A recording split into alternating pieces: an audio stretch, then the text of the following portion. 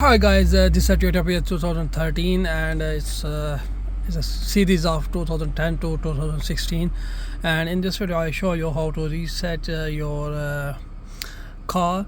Here is a sign, is a hybrid battery sign, engine check light is there, and hybrid, replace your hybrid battery. So let's I show you how to reset your car.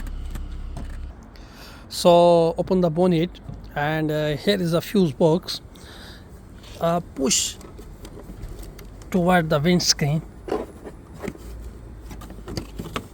and open it,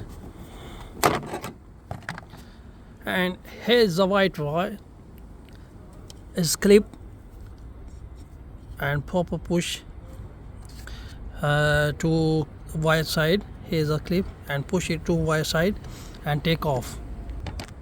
I take off this wire and this connector for 5 minutes. After 5 minutes I will show what's the result. So as a 5 minutes done, so I put it again and turn on car again.